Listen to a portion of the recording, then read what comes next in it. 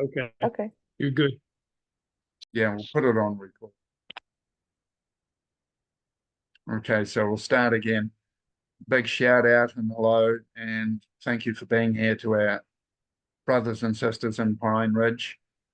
Appreciate your contributions, your participation, and the energy you share with us. It's invaluable for the work we're doing and for the community. All I can say is it's appreciated massively. So thank you for that. And for all those who are watching afterwards, I'm Christopher, and I'm co-hosting the today's show with Alyen here, who does an amazing amount of work herself. I'll hand it over to you for a second, where you can give us sharing what you do, Alyen. Hello, I'm Alyen from the foothills of the Himalayas in India, from a tribe known as the Lepcha tribe, or traditionally known as Mutanchi Rongkap, which means children of the Mother Creator. And I'm a textile artist, and I've been digging into my roots for a not very long now, but about I can't even remember. But I've been digging into my ancestral roots and trying to remember and um, share and document and kind of spread the knowledge and wisdom of the ancestors through art and through storytelling, music, which has begun. But essentially, that's what I do. There are many other things that I do, but I feel this is a very crucial and kind of like my path in this life. So I'm happy to be here and with Christopher, and today hopefully and with lots of love, we'd like to share our journeys with you and be able to hear about the journeys you've made. So I think that would Mm. be our introduction, and I don't know, request Christopher if we could start with a little Yep, prayer. Yeah, I think that ready. would be. Yeah, ready for that. Um, the prayer, the way it's coming to me at the moment, because of the work that Alyen and I both do, connected with Mother. We'll give thanks to the Mother for the energy she provides, for the life she provides, the environment, the earth. We breathe her air, we drink her water, we stand on her earth, we are in her environment, we are in her atmosphere, we are a product of the Mother. We come from her, we go back to her. We connect our hearts to her with every breath, with every swallow, with every mouthful of food. We are her, and she is us. Our hearts are filled with gratitude in this moment for all the vitality and nourishment she provides, for the wheel of life that we're a part of. We rise from her, we go back to her, we're always with her. We give thanks to the ancestors that have led to this moment, those who have brought their energy here and made it part of us and what we're doing. We give thanks, much heartfelt gratitude, and thank you, Alyen, for being part of this equally and as much as we all are. Blessings. Thank you. So today's talk and what we were looking at is Alyen and I were having a conversation earlier, and we were just randomly talking and looking at how to come back to center when we feel thrown out. And we decided that was a wonderful place to start, and how we all have that journey we're on. And often we find ourselves feeling like we're off the path, and it's how to recognize that and how to come back to that sense of center, of direction. And I often describe it, it's like a pendulum. It swings left, it swings right, but there's a moment the pendulum is in the middle where it's neither left nor right, but it is both. And it's to find that sense of centeredness where the breath just flows. We feel that direction, we feel that drive, we feel the moment, we feel the impact, the life and the vitality that is in that moment. We learn to walk forward with that. I find flow, energy, and connection has a direction. When we learn to follow this direction that the mother provides us with, and she does that eternally, it's learning to listen to that. I find when I'm in center, my breath flows. I feel aligned inside. I feel that sense of coming together. And it's learning to recognize that. So I'd that's like my to kind of, perspective. I'd like to Talking kind stick of, to you.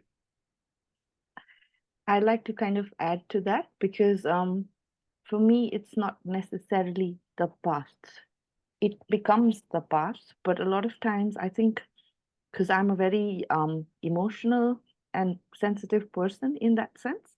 So for me, finding the center and to be able to listen to mother, to my own intuition and my own heart, I think it's maneuvering through the difficult emotions, thoughts, and triggers and um, patterns that have formed over many lifetimes and even with experiences that I've had in this lifetime. So for me to come to center is to be able to maneuver through those sensations, through those stored memories, through the emotions that might be very difficult to go through because some of them are very intense. Um, and I do want to share this, and I thought I would share this is through like my own experience. I've been through a lot of things in this life in itself. And I feel comfortable to share it here with everybody. There are many things that have smaller impacts and many that have had larger impacts. So whether it was child sexual abuse, um, abusive marriage, I also had a psychotic breakdown at some point. And though we've been raised by people with all that they are, but a lot of times different personalities of parents, for example, for a more sensitive child would feel more intense. And so even those patterns are there. And we'll get to the ancestral at some point. So I'm looking in myself at patterns that have really hardwired themselves into my being. And so every time I'm trying to move forward, though, or there are situations, then the triggers are released. And then it's very difficult for me to go through so many things because I'm used to falling back into patterns or creating walls or reacting in a certain way. So I'd also, while we talk, Christopher, would also Mm. like to share those as we both kind of share and flow the conversation. Cool. Thank you. Yeah, and a bit like Alien, I've been on a journey where I've had to learn to work through so many things, traumas, like Alien was childhood abuse, sexual abuse, um, difficult situations in various relationships. And it's not always marriage relation. Even friendships can be challenging at times. It's those people that trigger the things that most need to be healed. And we often react to the people who trigger us the most. Whereas I've learned gratitude for those who actually trigger me because they give me the situation that most needs working with. And it's receiving it as a gift rather than a, something to be falling aversion around. The thing I've learned is the universe itself, I see as a conscious entity. It's a conscious living being, the same as we are. We're part of that consciousness. And it's helping us evolve to our highest, most connected state. And sometimes we have to remove those things that have been programmed into us that are blocking that full state of connection, that full state of consciousness. Because to me, connection is consciousness. Connection happens in the moment, which is where consciousness is. It does not happen in the brain. which is the world of time, which is the world of distraction.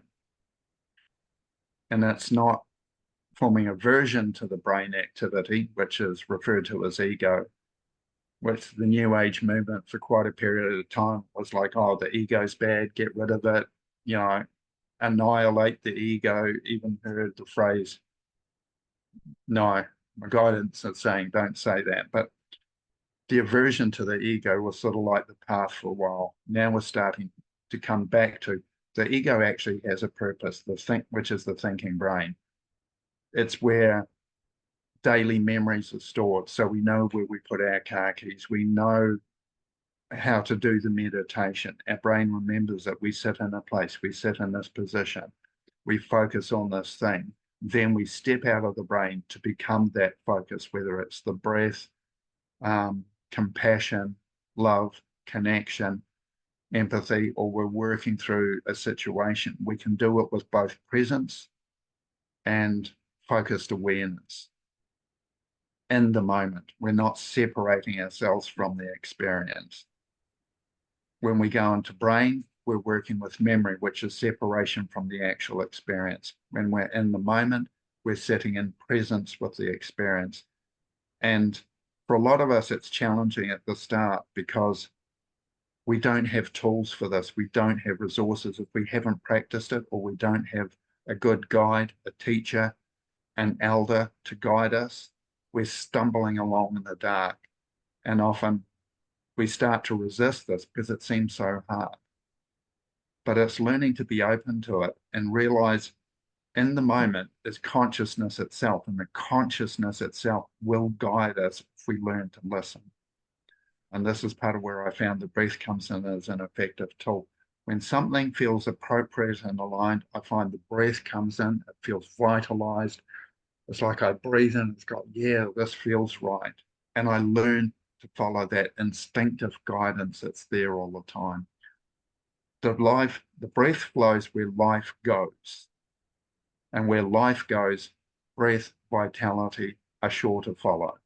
That they become part of the same wheel. One leads to the other invariably. So when I feel the direction feels right or aligned, I have that vitality that comes with it, that connection that comes with it. So often I don't need to analyze something or fully figure it out, which is very much a brain practice. I just need to find that sense of flow in this situation. If I'm not finding it immediately, then it's not time to do anything. It's time to sit in patience, be in the experience, and that is a learning experience in itself, how to be with something, becoming familiar with it. And it's like, if we go to a country where we see an animal that we've never met before, never known, if we sit long enough watching that animal, we become aware of what it's about, what it does by watching its behavior, by watching its reactions. We learn to do the same with ourselves, to learn to sit with ourselves, watch our behaviors, our actions, our interactions, and what they lead to, what they guide us to and point us towards. Talking stick in the middle again. So for me, because I've been kind of on my journey of observing myself and healing and of acceptance, which I'm still working on. But for me, it helps because I feel in some of the situations and triggers and triggering of memories, whether if I'm alone or a situation or a person triggers it, I have usually a little bell that I have in my head that I kind of go ding. And so that situation is causing me to go on a thought spiral or a clenching kind of a situation. Then I usually play this little bell in my head, ding, saying, like, for example, you are safe. You are safe, you're loved, your ancestors are with you, and you've been through what you've been through. Right now it's over. So I try and bring myself back to the moment, but I do have to reassure myself that I'm safe, because I think a lot of what I've been through it's the lack of safety, whether it's emotional, mental, physical, spiritually also. And so I have these moments of intense fear that come up, and I feel I wish someone would cocoon me.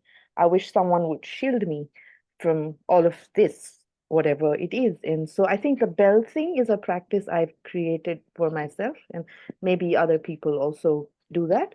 So it just helps me to not hyperventilate and kind of go crazy in like a thought spiral or like this clenching spiral kind of a thing. So it's just like one ting saying, you are safe, come back. You will not be harmed now. Maybe the child in you wasn't strong enough, but now you're older and you're strong enough so you can take care of the child in you. And this person may be throwing this energy at you, but you are strong enough to not take in that energy now. You're not that child, you're not that girl anymore. I'm here. I'll hold you. So I do things like that, or sometimes when I do sit in meditation and when triggers happen, then like Christopher is saying, I have been observing for a while. So there are, say, the little girl. I can feel her. She's part of me, but she's scared. So I go into like the space where she is and I ask her, what can I do for you? What do you need from me? And initially, it's she would resist because she's scared of everybody, including me, because she can't trust or she's scared. So then I find it better nowadays to ask that part of me, what do you need? How can I help you? Teach me how to love you. Teach me how to protect you. Do you need a candy? Do you want to eat some junk food? How can I soothe you? So I do this talking and with my inner woman and with all these parts. And I recently just met a very aggressive part of myself, which I'd never met before. And for that, it helped because I'm an artist, so I can draw it out, and I try and find more peaceful ways in which I can express it out without hurting myself and others. So I felt rage, like a lot of rage, especially towards like the masculine.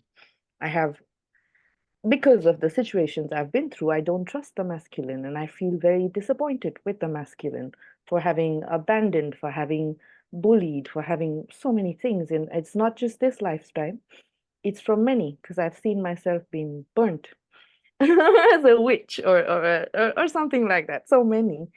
And I remember I was in another state in India itself. I was teaching in a college and I was there. It was a Sunday. I don't know why. There's this mantra. It's a tribal, it's like a folk, like traditional mantra, not from my tribe, from another tribe, but it's beautiful. And I don't know why I felt like, okay, put on your like earphones, listen to the mantra, take a piece of paper out. And this is because I guess I was listening to myself and my intuition and my heart. And now just draw whatever comes out. And then I felt the mother and she held me through it. And I felt anger. I felt like I could cut off heads. I've never felt that kind of rage. That's not the kind of person I've been, but somewhere deep inside it was like buried. And I was ready to kill, okay? If a guy would have come near me, his bad day, he would have been off the earth, maybe. But then I played the mantra on loop and started drawing. But it was so peaceful because I realized that these energies we carry, not only rage, even grief and so many other emotions, can be transformed and released in such a peaceful and gentle way. And we're held if we believe. We're held through it. The mother holds us, our ancestors hold us. In the place where I was, I'm getting goosebumps. The place where I was, there were land deities and forest deities and water deities, and so many of them around, and everyone just held me. And this rage was transformed into such a beautiful, powerful, like in the illustration, um, being, a female being. And And it took many hours. But by the end of it, I did not feel that rage anymore. I still have a bit of the anger, but not rage. So I guess there are various ways in which we learn to listen to ourselves and figure out what works for us, whether it's yoga, whether it's dance, whether it's meditation, maybe it's sitting in nature, so many things. So I wanted to share mine, and there are more, but we'll get to Christopher now, and then we'll keep kind of moving around. Yeah. Thanks for the reminder, Alyen, because your story brings up for me some of the things that I've done. And not that long ago, I was aware my inner child had felt really abandoned, deserted with various things that had happened in childhood. And I tried to work through it to get the child to grow. I went through using tools of going back to the child, talking to the child. I learned how it felt unloved, unappreciated, and unaccepted. So I looked at what would that love look like? What does it feel like? What words would bring that up for me or convey that? What behaviors go with that? You know, not just other people towards me, but how would I behave from that place? Because I find love, like anything else, like appreciation, like openness, like trust, like safety, they have behaviors, they have words, they have actions. And there's like a space created by each one of these states. So I had to learn, what does the space feel like? What does it look like? How do I behave in this space? And it was a whole education process. I couldn't go in and just do it and then leave it and expect to happen. I had to keep reinforcing it. So it became hardwired into me. I also realized it wasn't like do it once here at the time it happened. I had to then grow up with that child and see how that child grows up, because as I take on a new emotion, that leads me to new situations, and those new situations have their own education. And from those new educations, there's even more learnings and experiences come. So I had to bring myself right forward to where I am here today with each action, with each behavior, with each emotion, and I was taking the time to do it. Like Alien, like you said, it takes time, but the time is worth it. It is well invested. Finding that path within us that is a path of growth is totally different to the world that I knew and was brought up in.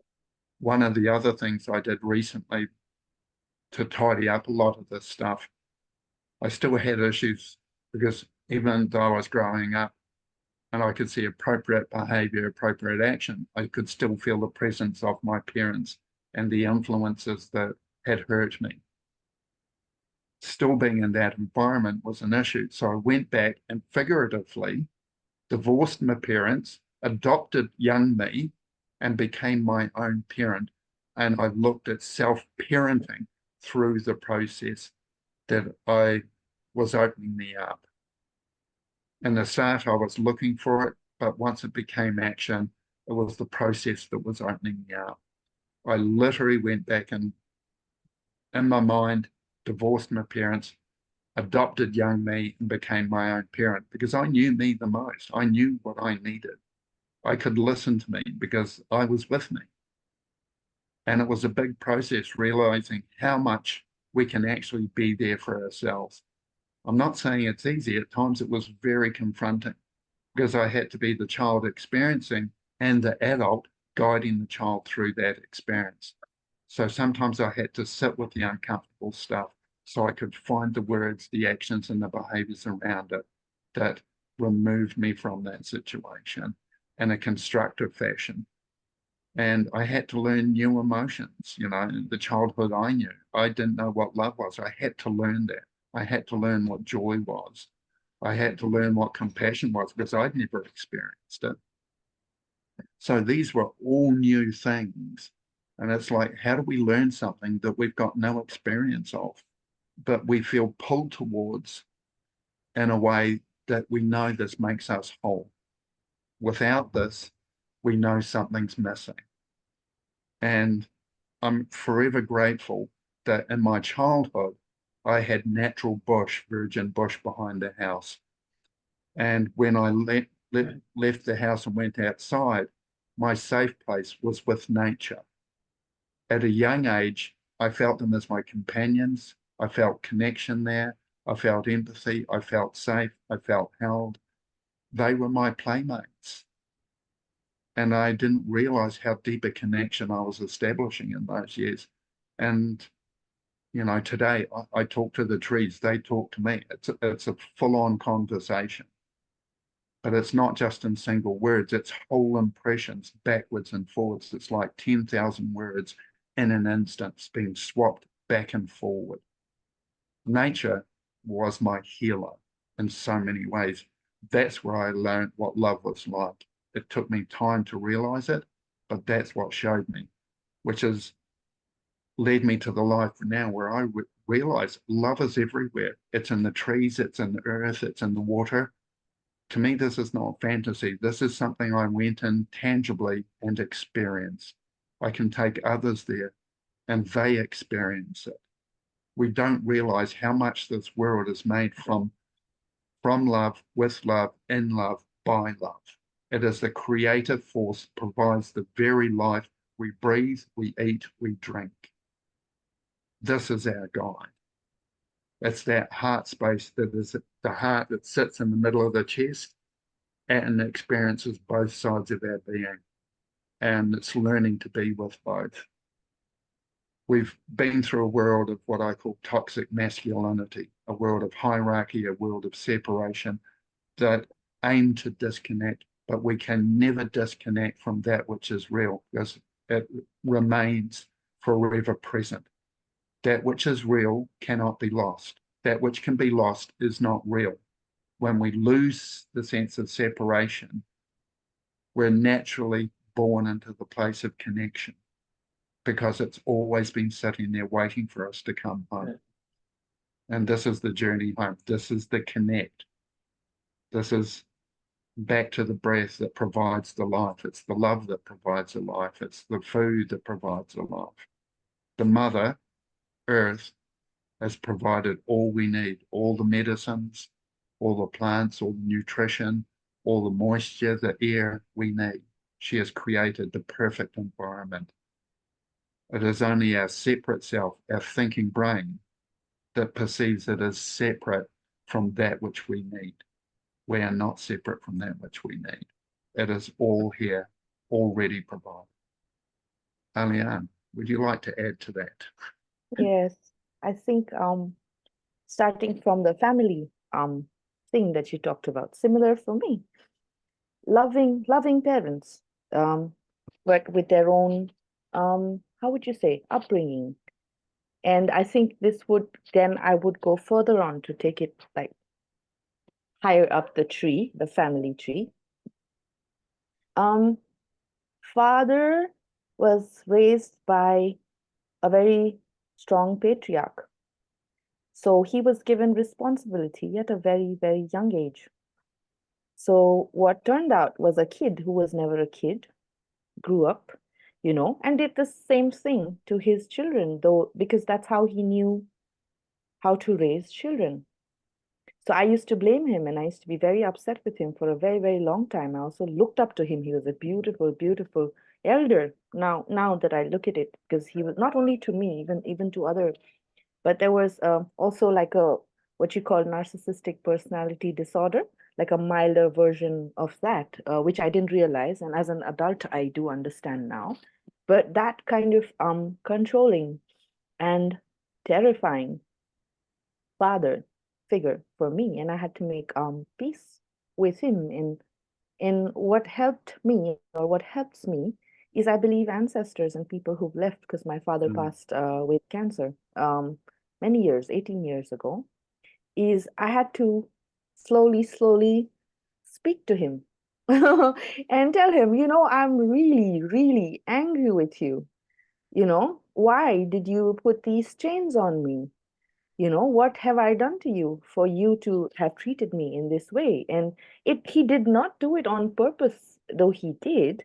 But then I look back at the family tree And his father did that, and his father's father did that, and it's just been passed on. So I cannot blame him for something that he carries, and he did not get the chance to work on himself. But if you notice, it's all of this stuff that he carried, even his repressed emotions, his repressed power, his repressed voice, which he did not know how to use, caused him to get ill and pass away, and he could never work on them. So what I do is I used to speak to him, I still do, and I feel his presence. I've now become, how would you Mm. say, uh, friends again. But there was a point I was angry with him, so angry. And so it helps to express verbally and to believe that they're listening. So with Mm. him, I did that. And then I also spoke up the tree, the ancestral tree, and asked, um, I don't know, sent love, not asked, sent love out there, saying that I'm sorry that you all had to go through all that you went through and you had no idea and no control and so many patterns of survival, you know. Because culturally also it's the British came in, lands were taken. The men could not protect their women or their lands, and their masculinity was kind of their gentle. Generally, our tribe are very gentle men, but it came to a point where they were so wounded, and then what they did was either wound themselves by drinking alcohol or becoming like these control freaks and this aggression. And so I had to, and I do not had to, but I pray up the line till wherever it goes. I don't know till where it goes, but I try and send also love and light and ask for forgiveness for them also, because they've hurt so many people along the way. And I ask of them, what can I do? How can I heal? How can I send love? So please teach me. So that would be like my father's side. Whereas on my mother's side, it's been I never understood. I thought my mom was not a sensitive, not emotional, not kind of like a mother, typical mother figure, and slightly cold and emotionally unavailable. And then I met my grandmother, and it all made sense. So my grandmother was like that, and actually, after spending time with my grandmother and kind of taking care of her before she passed, I realized my mother turned out really good for the kind of situations that she lived through. And then I tracked and I look at that also. There are many. I'm just stating some things. And it's been my grandmother had a husband who used to love the family but had to be away for work because that's how he could earn. So there was a woman from the village in this kind of like a town or a city fending for herself and the children. And that caused a lot of bitterness.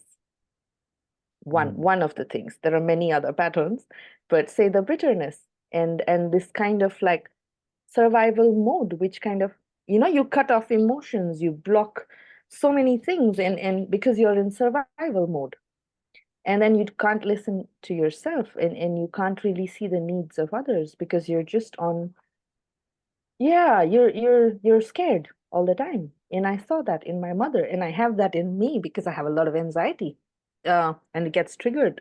And this I've received from the mother's side of the lineage, but I understand it better now. And for that, I think the acceptance of my mother for who she is, and she's also already almost 70, and she does not want to and cannot work on herself and her stresses and her traumas and so many things. But I try, and I sometimes get very irritated even now, but I kind of hold it back, because I do not need to react. But I think I remind myself of the life she's been through.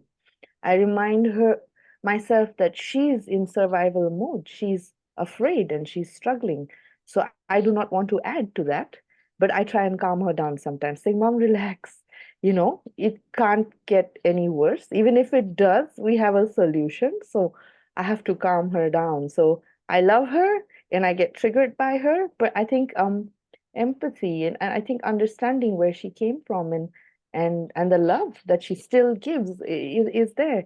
So we cannot do the work for our parents, but we can understand. And I think a lot of forgiveness um, needs to happen between, because they do not know what they were going through, and so they passed it on, and I cannot blame them for that. And some of us work on ourselves, but many don't, including my sister and my brother.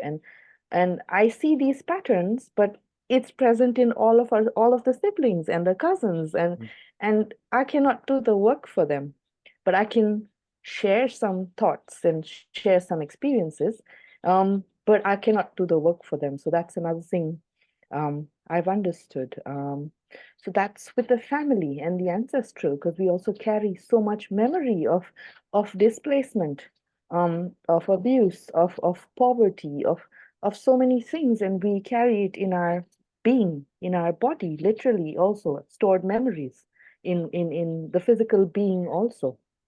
So that's what I wanted to say about the family and how I kind of deal with that. Just to add to the nature thing that Christopher had shared, can I talk some more, Christopher? So it's recently, end of December, beginning Jan till March, I had slowly been going into stored memories of myself and deeper into that. And I'd like to share this because we cannot heal everything at once, or we cannot look at everything at once because some of them are very intense. So what I do is I go there in small when I can. I go there in small, dip my toe, come out. That's all I can do today. Maybe don't go there for many days. And then a little bit more and a little. So I'd reached a point where I could fully submerge myself in what it is that I didn't know what it was, but into this deep, dark space, kind of like what I call going into the ocean. And I went in there and I saw so many things, but what was the thing that was the strongest or the most prominent was grief. I went into this really deep, deep grief of so many lives, of this life, of ancestral, so many. And I think I experienced the rage, which I never thought I had. I'm experiencing this grief, which I couldn't imagine was so huge. And I kind of stayed in that dark space, inside the water, not being able to breathe. And I just kind of, how would you say? It was like quicksand. I just kind of sunk in there and got stuck. Yep. And the more I struggled to get out, saying, no, I gotta get out of this, the more I sunk inside and I couldn't get out. And it's for the first time in my life, I've experienced grief that paralyzed. I've seen other people go through that, but I went through that myself. And I was like, oh, no wonder they can't get out.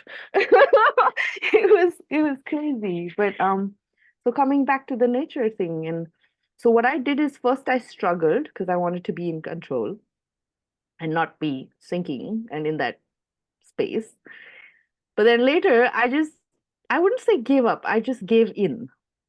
I gave in and I just lied there, and which meant in the physical realm, I was resting and immobile, eating, yes, sleeping. I needed sleep. I slept. I needed to rest. I just needed rest. So I just gave in and I warned my mother. I'm like, I'm not good. So please let me be, and they were kind enough and they got me food here because I was like sobbing, like all day kind of a thing. And then my friends called me on WhatsApp after I was still kind of vegetative for a while. And they looked at me and they're like, you look terrible. So they're like, you come to our house now. Says a couple I know. She's like an older sister and like an older brother. They're not blood relatives, but they are relatives.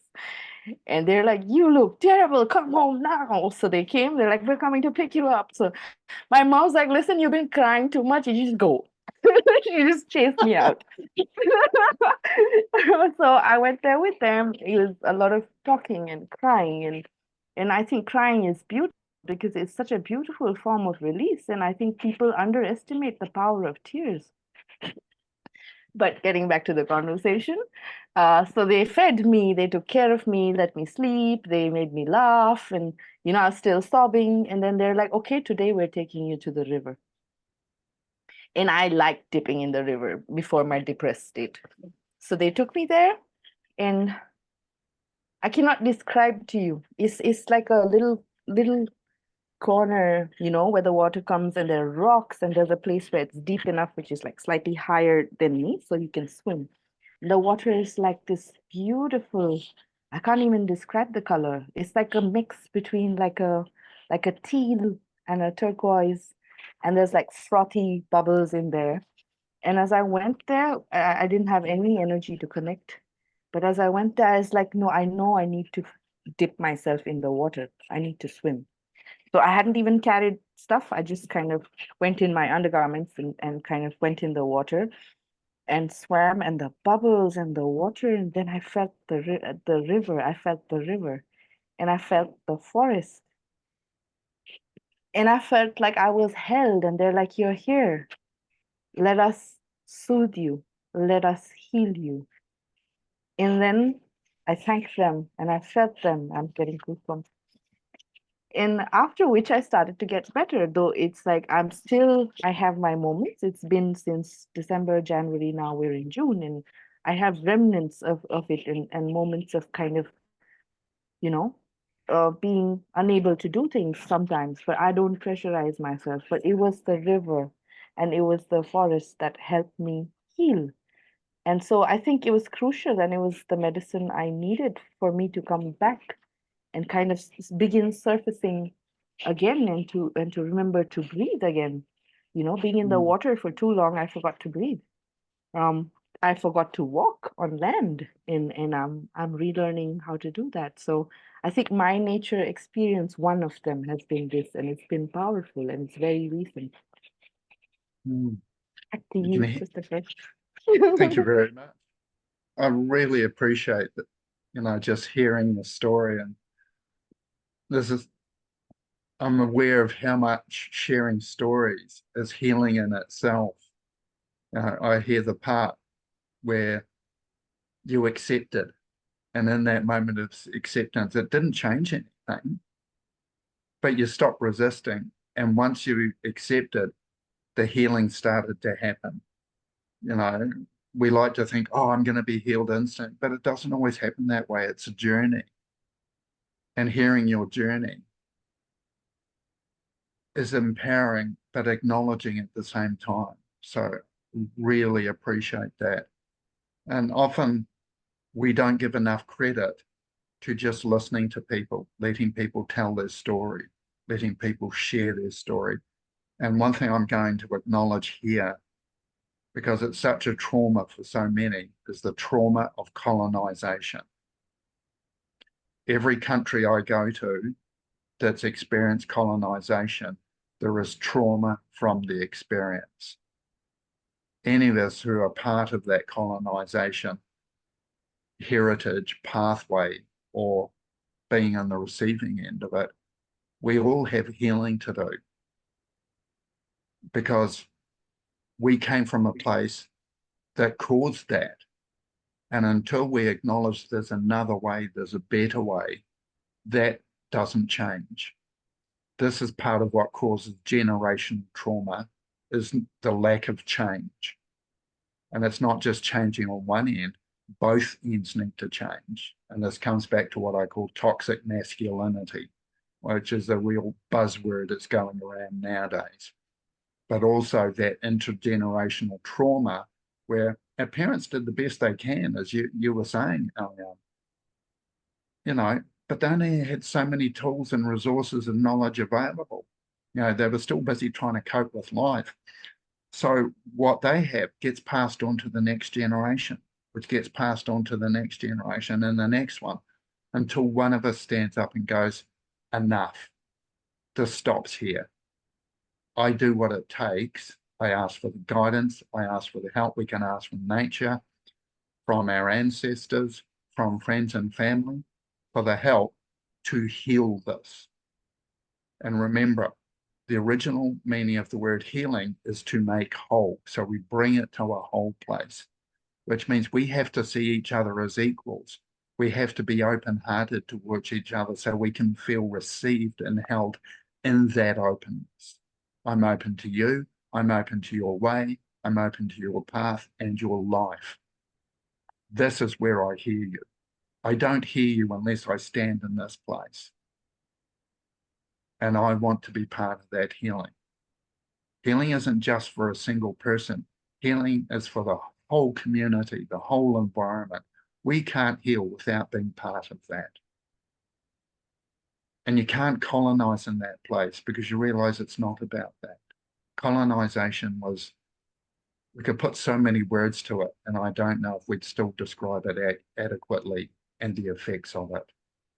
It's learning to come back to a whole place, not a separated place, which colonization came from. It's seeing the life in something, seeing the beauty, seeing how this person adds to me in a creative way, because everybody does. We're looking at Indigenous cultures now from a Western perspective, and Western society is realizing they had so much to offer, both medically, scientifically, understanding the paths of nature. You know, one of the big things we're seeing here in Australia and New Zealand, I'm in New Zealand, by the way, I'm a New Zealander, but in Australia, the Indigenous practices of burning the land seasonally helped reduce the extent of wildfires, which have been so devastating in Australia recently. You know, people have been dying from these wildfires, and they're looking back to Indigenous land management, how not to have so much devastation with fires by seasonal burning. This is just one of the practices that comes from people that have grown up with the land, live with the land, know the land, and they're connected with the land. And I know for myself, I'm realizing how much the land has to teach me. You know, because of the childhood I had, I went away from people. I spent more time in nature than I did with people because nature was preferable to me. I learned more from her than I have from humans. But now I'm realizing there's humans in this world that can teach me as well. And I'm learning to come home to that connection with people. I'm having to open my heart, and I'm learning to trust, but I'm learning to trust those who are trustable, those who walk the walk, not the talk, but the walk. And what you did, Alyen, and what I heard you sharing is the walk that you went on that followed the path of healing. It wasn't, I'm healed and that's it. You followed a path, you walked the path, you experienced the path, and nature is part of that. And to me, she's always part of it somewhere. Talk to anybody, nature will be part of it somewhere. If anybody thinks nature's not a part of it, stop breathing and tell me how long you last. So this is part of what I hear in your story, and I have deeply appreciated just listening to it. One of the things that's been coming up I wanted to share too, when I talked about my experience of going back and adopting myself and becoming my own parent, in my journey, I've learned I've got two sets of parents. I've got source consciousness, the consciousness from which all that is created emerged. And I went back to that original intent in which I was first ever created and sent forth to Mother Earth. I feel that source father energy. I was sent forward as a seed of light to be received by Mother Earth. And then she brought me into manifestation through my birth parents. I have two sets of parents. I have source parentage and I have birth parentage. And I've learned that I've got two sets of parents I can listen to. I listen to my source parents more, because when I introduce people to this, I say, which set of parents are the wisest? Which ones do you feel have the most knowledge and the most insight? And everybody always answers source parents. They feel the clarity in both source consciousness, that creative energy from which we first emerged, and was sent down to Mother Earth to be received by her, and then brought forward through creation through our birth parents. So always remember we've got two sets of parents. If anybody else has anything to add to this, you're welcome. Whether you share it here online or in the comments of the video once we post it. Please do. We'd love to hear your stories. We'd love to hear your input. And I'm very much reflecting and thinking of our brothers and sisters in Pine Ridge with this. I'd love to hear your feedback and the stories that you've got to share as well. Even though I'm not able to talk with you directly at this moment, I feel the energy coming from there, and I feel the stories that are there to be shared, and I would love to hear them. So I'm looking forward to that. So there's always something there supporting us somewhere. It's learning where it is. And would you be open if I did that, the 3 breath thing at the moment, Alyen? I feel Okay. it's the right time, yes. One of the tools that I have, I call the 3 breath meditation. I've got a longer version, but we'll do the shorter version of it. And I'm going to invite you just to close your eyes for a moment if you feel comfortable with that. If not, just keep them open. And we're just going to feel the breath, feel the sensations of the breath, the movement of the breath, and the natural flow of the breath. We're matching the rhythm of the breath. We're not trying to make it anything. We're just noticing it as it is. And as I breathe with this breath, I notice how I experience, how I notice the world from this place. I let go of the impressions of the world and just come back to the breath. And now I reach through this first rhythm of the breath to feel if there is a deeper rhythm, a deeper pulse of breath that I feel drawn to breathe at. I drop through the first rhythm into that deeper rhythm, that second rhythm of the breath. As I drop myself through to the second rhythm of the breath, I breathe in time with it. I match it. I experience the space of the second rhythm of the breath. I immerse myself into the space of this and the experience of the second rhythm of the breath. Breathing in time with it, feeling the rhythm, feeling how I immerse myself in it. I feel where it takes me, where it guides me, where it asks me to be. I feel the sense of expanse with it. I feel how far it has to take me. Just being in this expansiveness of the second rhythm of the breath, the natural rhythm, that second rhythm of the breath. And once I've got the second rhythm of the breath, I feel underneath this, is there an even deeper rhythm, a third rhythm of breath? I feel drawn to breathe that. That calls from my very center, my heart, that center of my being. And I drop into this third rhythm of the breath. I feel the expanse of it. I feel the space of it. I feel the vastness of this third rhythm of the breath. I literally immerse myself into the experience of the third rhythm of the breath, of this vastness of breath. I feel how alive, how vital it is. I feel what is conveyed to me in this third rhythm of the breath. I feel the range of senses and perceptions I have in this third rhythm of the breath. I notice how I sense my being,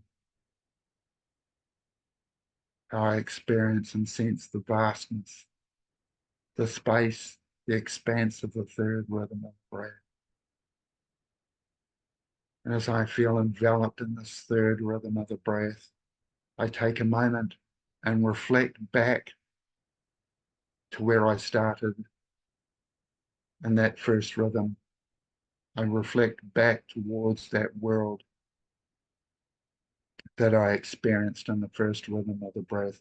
And I notice how I notice it from the third rhythm of the breath. How does this space, this expanse in the third rhythm of the breath perceive the world with its new range of senses?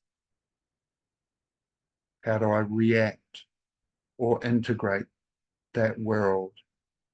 Is it my whole world or just part of my world? Because we notice the third rhythm of the breath has its own sense of worldliness. It's part of us. It's part of who we are. Is it easier to integrate and understand from the third rhythm of breath? Do we see a greater picture, a greater consciousness from the third rhythm of breath? Notice how we experience our own being in the third rhythm of the breath, how we feel drawn to it. We breathe into that perception of our own being that we experience in the third rhythm of the breath. Once again, we experience the expanse of our own being, our own sensations. We integrate the self that we experience in the third rhythm of the breath. Just breathing with this, feeling the energy of this breath, the integration, the sense of our own being, this third rhythm of the breath. Now feeling drawn back to the second rhythm of the breath. We integrate this as another aspect of our consciousness, our awareness, our presence. And from the second rhythm of the breath, we notice how we sense and perceive from the second rhythm. And once again, we look at the world we experienced in the first rhythm of the breath. We're just observing it, we're noticing it, we're not getting caught up in it.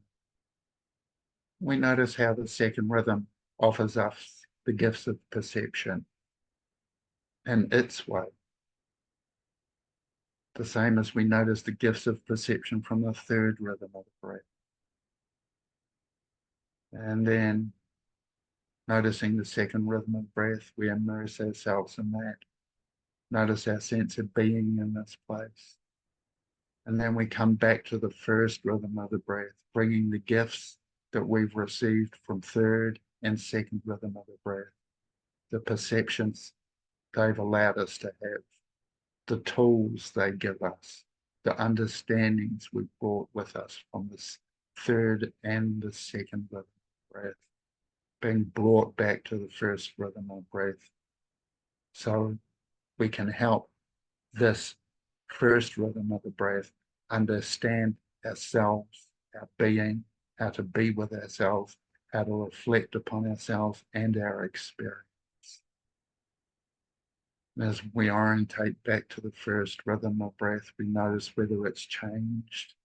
Is it the same? Is it more gentle? Do we have a greater sense of understanding now? A sense of integration, of community, of communing, and reflecting how do we perceive our connection with Mother Earth now from this place, and from spirit, from source, the original consciousness from which we first sprang. And we bring these sensations back so our brain may experience them and integrate what it is able to. But sometimes we notice the second and third rhythm is too great a sensation for the brain to integrate. So the brain remembers the path to those places of perception. So we may come back to them when we're needing them or when we're drawn. They are part of who we are and what we are and our being. Our brain cannot encompass the being that we are from the third rhythm of the breath. Only the third rhythm of the breath has ability to perceive that part of our being. We remember who we are. We remember how we walk. In the third rhythm of the breath, we remember how we walk and perceive in the second rhythm of the breath, and we bring that rhythm, that perception and understanding back to the first rhythm of the breath. So the brain can integrate what it can, and it leaves the rest where it is, so we can go back and visit it when we need it. Just quietly and gently again, aware of the first rhythm of the breath, coming back to our body, where we are, what we're doing, and who we're with. Breathing into this present moment where we are, coming back to the body, the head, neck, shoulders, torso, abdomen, hips, thighs, knees, calves, shins, feet, here in our head. Quietly and gently coming back to the here and now, opening our eyes again, being with the here and now, being aware of who we're with, what we're doing, what this is about. I thank you. I thank you for your presence and your gift of being here. So this was a little bit extended. I don't often go as deep and as far with this. I just let people reflect themselves, but it felt appropriate for this occasion. I hope these words are helpful, this guidance is helpful. And I invite you to be aware and retain how we perceive from the second rhythm of the breath and how we perceive from the third rhythm of the breath. They are all aspects of our consciousness. The first breath is that which is generated from brain activity. The second breath is that which is generated from our in the moment awareness. The third breath is that which is generated from consciousness itself. We have aspects to our being that are more than physical. These are the breaths of these other aspects of us. I invite you to practice this as often as you feel called. I myself have practiced it at the beginning of the day and at the end of the day. So I start my day this way with this openness, this awareness, and this range of sensations. And we do it wherever we need. When I start my day like this, I start my evening like this. I invite you to do the same. And just asking you, Alyen, just as somebody to reflect with, do you feel you felt a different range of sensations and perceptions in the second rhythm and the third rhythm of the breath? And what was that like for you? I think I had resistance getting into the second breath Yeah, because it's a deeper breath and it kind of felt a little stuck in the yeah, beginning. But then when yeah, I eased into it, I didn't think much. It felt comfortable and it felt the muscles already like started to relax. beautiful. And then the third breath, I think it helps when I don't try to think and I just follow you like getting hypnotized. So I Yeah, kind of went into the third breath and it was almost like all these questions you've been asking, at least that's what came to me yeah, today. All these questions you've been asking and all that you've been seeking, healing, doing, it was like, whew, leave it at the door. Just come. That's how I felt the third breath was saying, yeah, just be, just breathe. There are some yeah, tense bits in your body, so just breathe into it. And yeah, then I think I just surrendered to that. And I found many tense bits in the body. But then when you beautiful. pulled us back to the second, I don't know, knowledge or whatever it was, there was still, I think that's the message for me today. It Yeah, was like, don't think so much, just be, and yeah, and do as you can and as you flow. And then when yeah, I came to the first, when I began in the first, my body was like quite tense. But when I returned from the third breath to the second and first, I felt the ease I felt in the third, it came to the first also. So that's what I felt, though beautiful. I still have some sore bits here and there, but overall feeling much better. Yeah, this is bringing the gifts of our consciousness back to the body. Often we try and operate from the body or the brain as if it's the director. It's not.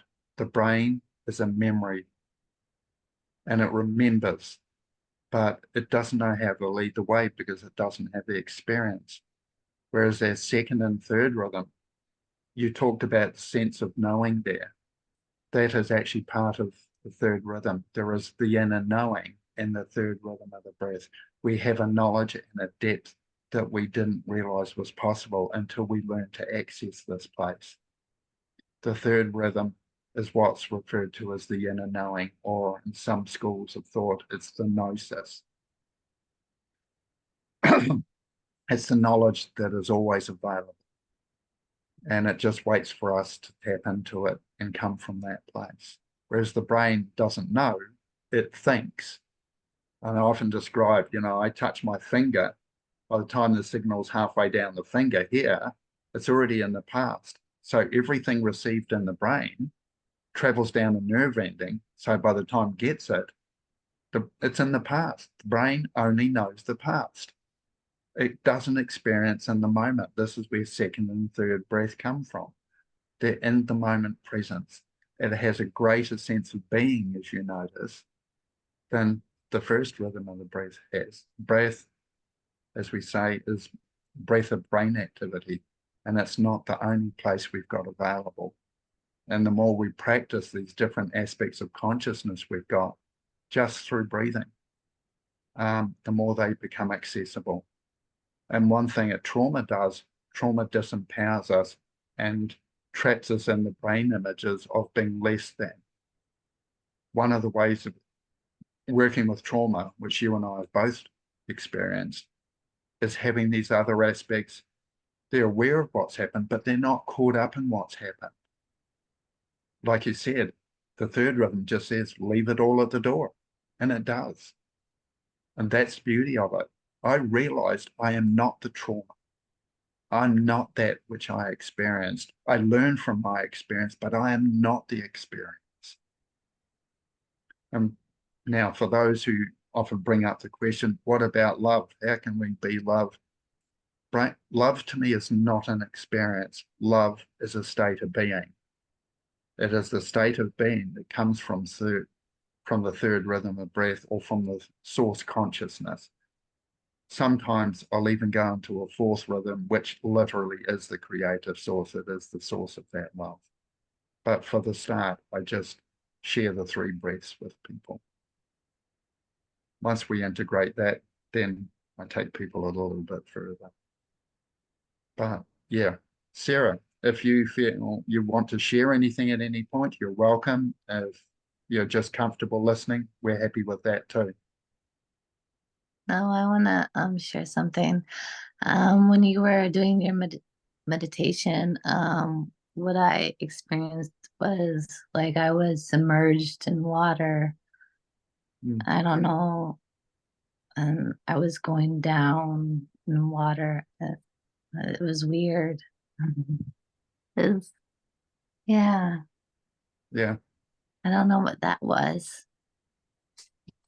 Often what we experience is that sense of fluidity that is just space. When it feels like water, check this as I say it, if it feels appropriate for you. You are sensing the sense of immersion in something other than what you were used to. Water was what it was. That was a symbol that came through to convey that sense of being immersed in something. But you were still able to breathe, you're still able to be and function, but it felt fluid, which to me is that flexibility, that ability to move in 360 degrees of 360 degrees. It surrounds us. The space you were in, did it feel like you were immersed in the space itself? Yeah. Huh. Yeah, that's something we get used to once we practice this a bit. And so long as, as you say, you were still able to breathe, but yet I have felt immersed in something. And this is new for many of us, what it's like to actually feel immersed in a space. And then we start to, oh, what is this space about? We explore it with the senses that we have available in that space, because I find they're different to the brain sensations. The brain has its sensations and perceptions. The second breath has its sensations and perceptions, and the third breath has its senses and perceptions. And as we sit with each breath, we start to get used to them. This is where practicing comes in handy. The more we practice with this, the more familiar it becomes, and more the resources and tools we find there become available to us. And I love sitting in the third breath. For me, it's been one of the most healing things there is. It allows me to access experience without trauma. So I can learn from it. I can observe what was going on without being caught up in it. And it's been vitally important. Okay. Do you feel complete? Yeah. I can talk about my trauma if you want to If you're hear. open to it? Yep. Yeah. It's hard to talk about these things, but sometimes I do, sometimes I don't. Well, Yeah. um, yeah, I don't know where to start. Can you ask me some questions or something? I would I don't just know. like to add to what Christopher said about the water, what you said about the water, and to add to it. It sounds very familiar to me, but I don't know if you connect to it. Water, for me, and generally is associated with emotions. And the deeper you go means like the deeper the emotions that you were feeling. So it also depends again, then what color of water, what consistency of water in Mm, how you're entering it, whether it's comfortable, whether you're fighting it, whether so it's I feel it's a lot of emotions. Water is generally emotions, and then you can observe like Christopher shared earlier. But yeah, that's what flashed in mm. my. I say head, but then I should go heart. I, I think Love I it. was just going down in the water, all the way down. And it was Yeah. just, you know, just covering me. How did it feel being there? Um, Not good. It's kind of like the deep dive I was talking about because I entered the ocean. Um, I don't know, energetically, figuratively, I entered the ocean. And those are Mm, usually emotions, and they're usually a lot of stored stuff.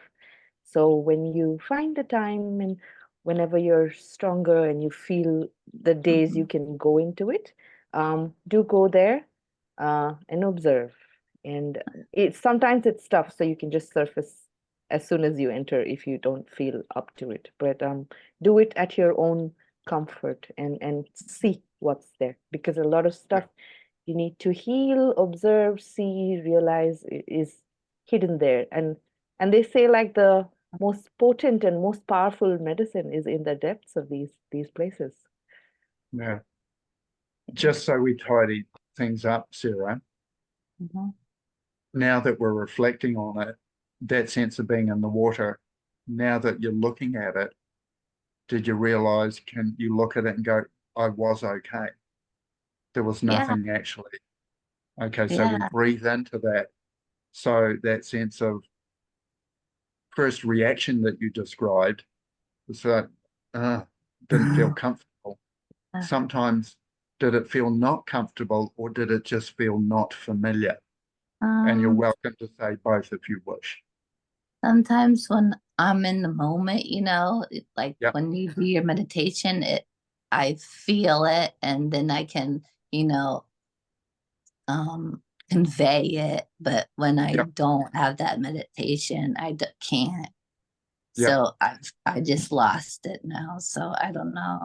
I mean, yeah. what was your So, question? I forgot so again. I'm as you sorry. reflect back on it now, can you reflect back and go, oh yeah, I can check around now and see that it was okay. I was okay. Yes. I had the experience. I was Yeah. okay once I realized it, and It I can was bring that okayness with me.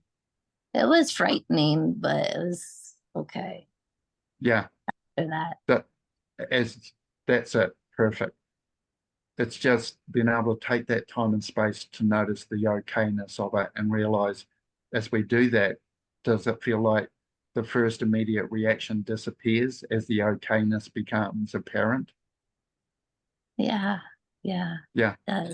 Yeah. So we practice just breathing into that with Hmm. that rhythm of the breath that we're in at the time. Because it's a big thing to experience something that is so unfamiliar, we have nowhere to put it in our memory. That's where the brain can react. But it's staying with it to go, I can stay here, I'm okay, I'm not drowning, it feels like fluid. But if we reflect on what Alyen shared, and I find this too, fluid to me is symbolic of emotions. When I feel my emotions, they feel like fluid. They flow, they move, and yeah, I just get used to them. So we notice what emotions come out. Alyen, would you like to Right. add something there? Yeah. So sitting through those are not necessarily comfortable. They're in fact quite scary and stressful and so many different things. And some of some can sit through it without reacting because they've practiced this way. Because I feel Christopher's, you can be the observer and be unaffected because you're Yeah. observing. Whereas for me, I can't always do that. I can observe, but I'm also feeling all of these Mm, creepy, crawly, stretchy, choky. I don't even know what all there is. So in that moment, if one figures ways to anchor oneself, like that little bell I talked about earlier, that may be one, or soothe. How do you soothe, self-soothe? That works for me. yep, So I would go through those things, but also I might have support systems like, okay, I remember my ancestors, for example, or I remember some flowers I love, and yep, so I also do bring in this extra stuff into those sensations, which kind of brings me to a more balanced, a calmer place. So I do have these extra things I bring in because it might get really tough to sit through some of them. And I do only as much as I can, and some days I just don't like at all. yeah, So you have to see what works for you in those stressful moments because they're not easy. Like I literally lived through those experiences again with the same amount of trauma, and I'm doing this over and over again, and it's not easy to go through and make peace with those emotions and those sensations. So um, see if you can bring in, some memory, some anchoring, some ancestors, and connect to Mother Nature so that yeah, you feel you're held and that you're not alone through it. I have friends who I love very much, and I feel their presence. So they feel like they're sitting around me and they're saying, we can't do anything, but we're here sitting around you. So go through what you need to go through. We're here. And I feel I'm getting yeah. very strong, Uh, so figure these love it. these these tools and these things that bring you joy and calm and support, doggies, cats. I mean, there's so Yeah, many. yeah. And those are the situations where I've learned to drop through the breath to get a different perception of the same thing because we always start in that experiential place. I found getting taken to the second and third rhythms of the breath allowed me to experience the same experience, but from a uniquely different point of view of not being caught up in it. And then I could enter into it with more resources, more understanding, more perceptions. So I'll go into the second and third rhythm as I need before coming back to the first rhythm. So I come back with a sense of being resourced, or getting a calmness without avoidance. Because the Mm, second and third rhythm still see the same thing, but from a different perspective. And then I can come back and visit that and go, okay, I now have my internal resources behind me as well as the ancestors, the trees, the nature. And I always feel enveloped by the earth. Mother, for me, is a living entity. She surrounds me. And since she's become such a big part of my life, I feel that she never leaves me. I might forget to remember her sometimes when I get caught up. But the more I go through that, the more I remember to come back to her quicker and quicker each time until I find she doesn't leave me in those moments. And that's happening more and more. She's becoming a way of life for me. I'm feeling enveloped by her. Like even as we're talking now, she's around me. I feel held by her. I feel nurtured by her. I just can't help it. She's just there. So yeah, yeah, So I'm looking at the time, and we're almost at the end of this session. I'd like yep, to share something. In my recent work trip to Indonesia, uh, so I understand it a bit. I was there as a child because my dad was posted there, and I was talking to my collaborators, other artists, very young artists, and I was saying, "Oh, something, something, mental hospital. You know, they'll take us to the mental hospital because we're all crazy." And they're like, "You know what? It's not called mental hospital here. We don't call it that." I said, "What do you call it?" And they said, "Jiva Sakit." Jiva is essentially life source or soul, and Sakit is sick. So the life source yeah, or the soul is sick. You're not mad. Your yeah, soul is sick. Oh, and yes, I was like, oh my God, that is so beautiful because they're not segregating, but that's kind of explaining exactly what we're going through as humans, all of us. Um, yes, yeah. So I just yeah, wanted to kind of, I don't know, it feels right and it feels yeah, correct because we all are humans and we go through all of this, and this is part of like the cycle and the circle of life. And it's like, how do we maneuver this with gentleness, and how do we maneuver this with mindfulness and intent and kindness yeah, and love, especially towards oneself, to begin with. And I feel, yeah, I think the journey begins here, and yes, then everywhere, and that helps us connect to Mother Nature even more. If we're connected with ourselves, then we can listen. mm. Yes, Christopher. Just before we close, um, I'd like to say, Sarah, we didn't get to hear your story that you were open to sharing. I just want to acknowledge that. Sorry, we're sort of running out of time, but I'd like to say we all honor your story and your journey, and we appreciate you and your presence. So thank you for that. And we'd be open to hearing your story at a further date. Um, thank you for that. Alyen, would you like to lead us out with a closing Yes, prayer? yes. I'd also like to thank Sarah so much. And also today, since I have this opportunity to say it, our share circles are recorded and will be shared on platforms. So for any ones who would be joining us later, or even Sarah, um, please, I would say, kind of know that we would be doing that. So if anyone feels comfortable to share knowing that, then it is always open and for speaking. And if people are also not comfortable with it, we're also okay with this. So yeah, we would not like to just record and just put out stuff out there. So thank you so much, Sarah. It's so nice because there's like Christopher and me talking, and we had you, which was so Thank good. you, Eliana. Thank you. It's What's your name again? I'm so sorry. What's your name? Alien. Ali Elian. Alien, yes. Thank you so much. I enjoyed your journey. I have the same journey as you do, a little similar, I feel Mm. your pain and, I love you. Thank you. Thank you. Oh, I think it changes with time.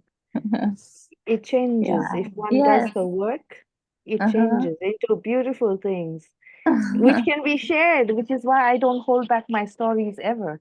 There's no part, the Yeah. thing that comes to my head and my heart is there is nothing to hide. Yeah. yeah, Because Sorry. yes, Sometimes I hold back because the people, I don't trust a lot of people that much, and they stab you in the back a lot or they're not good people, you yes, know. yes. Hmm. yeah. It's finding our tribe. Yeah.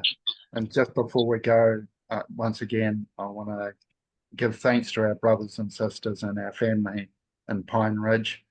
It's always a pleasure having you here. You're never out of our minds and our hearts.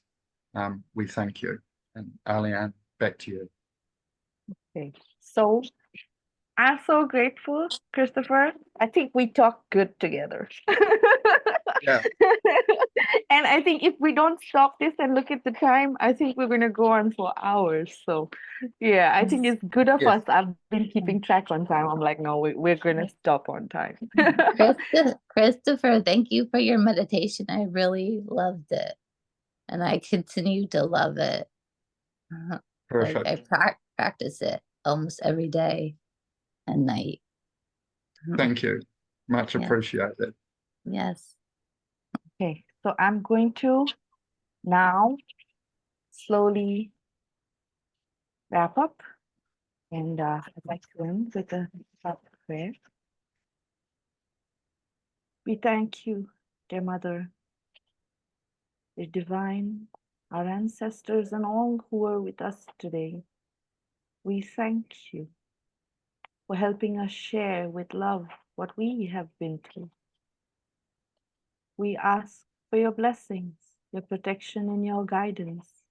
And we ask of you to please help each and every one of us on our paths so that we may find peace, love, calm, and grace and gratitude, so that we may remember that we are human and that we are flawed, but yet we are beautiful and that we are part of you.